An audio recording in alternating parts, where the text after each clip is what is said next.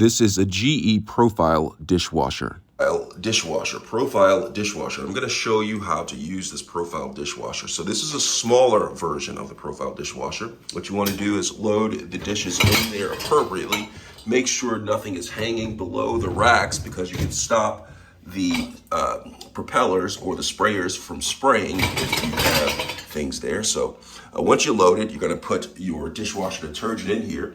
If you have a dishwasher pod, you just place it in there. If you have powder or liquid, you place it in here. And if you want a pre-wash, you add in both compartments right there. Not even a pre-wash, it's just more soap that you can add in there. All right, and once you have the soap in there, you can go ahead and press this until it clicks and locks into place. And then make sure you have enough rinse aid in here.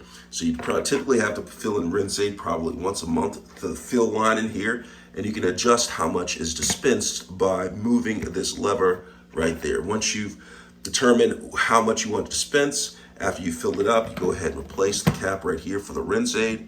And then you sort of close the door on the dishwasher, and then you come over here.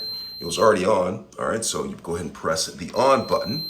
And once you press the on button, you can make a selection on what type of cycle you want. Do you want heavy, normal, light, glasses, air dry, speed, and rinse? And so you have all of these options. And then you also have a delay option right here. You can press this and you can delay it up to 24 hours if you so choose to, or you can go back to 0, okay, for no delay.